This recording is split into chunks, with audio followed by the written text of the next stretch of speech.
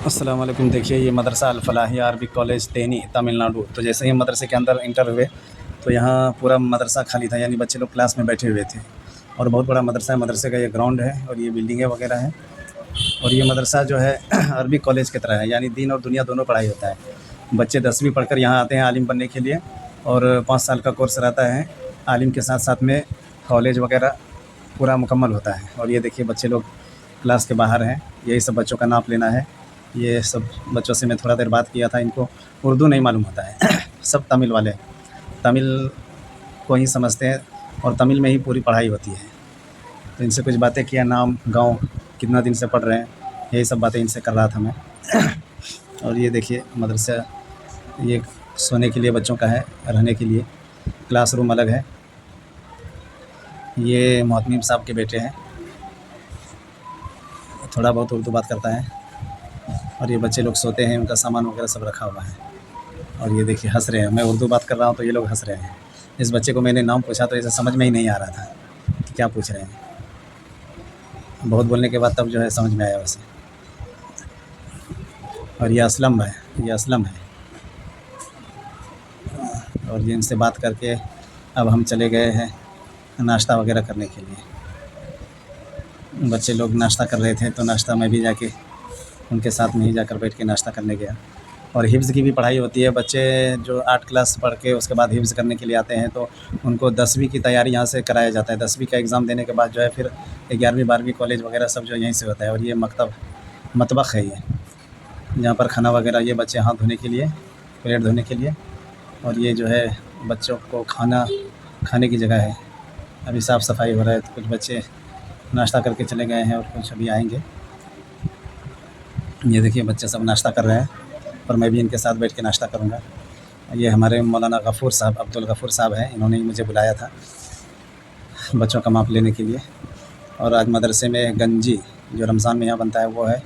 और ये देखिए मैं नाश्ता करके बच्चों का माप लेना शुरू कर दिया हूँ। ये क्लास शुरू हो गया था तो एक एक बच्चे को बुलाकर ही माप ले रहा था ताकि पढ़ाई जो है इनका ज़ाया ना हो। एक बच्चा बैठकर लिख रहा है और इसी तरह तकरीबन 70 बच्चों का माप लिया। पूरा तो नहीं दिखा सकता, वीडियो बहुत लंबा हो जाएगा, इसीलिए बस एक बच्चे का ही आपको दिखा रहा हूँ। और ये बच्चे हिफ्ज़ करते हैं और हिफ्ज़ के साथ साथ में 10वीं का एग्ज़ाम जो है तैयारी करते हैं मदरसे में रह के। मदरसे में ही टीचर आता है, वही जो है पढ़ाते हैं इनको ज़ोहर के बाद से लेकर असर तक 10वीं की तैयारी, यानी दीन और दुनिया दोनों साथ साथ में। इसीलिए यहाँ के मौलाना का जब भी लक़ब आता है तो दीन के साथ दुनिया का भी लक़ब इनको जो है इनके सनद में दिया जाता है। तो बहुत अच्छी कोशिश है और हर जगह इसी तरह से होना चाहिए, क्योंकि दीन के साथ दुनिया की पढ़ाई बहुत ज़रूरी है, और ख़ास करके इस ज़माने के अंदर। ये मैंने बच्चों का माप ले लिया। और वीडियो आपको कैसा लगे ज़रूर बताइएगा और कमेंट ज़रूर कीजिएगा। कमेंट में ज़रूर बताएं कि मदरसा आपको कैसा लगा। यानी अभी बिल्डिंग जो है पूरी तरह से तैयार नहीं हुआ है, लेकिन कोशिश बहुत ज़्यादा है। अभी 8 बच्चे को सनद देकर, दीन और दुनिया दोनों के सनद देकर उनको भेजे हैं। आलिम भी बना और साथ में जो है बीकॉम बीटेक वगैरह पढ़ के जो है बच्चे यहाँ से निकले हैं। तो बहुत अच्छी कोशिश है। खाना वगैरह सब कुछ है, रहने सहने का हॉस्टल वगैरह सब कुछ है। खाना भी माशाल्लाह बहुत अच्छा देते हैं।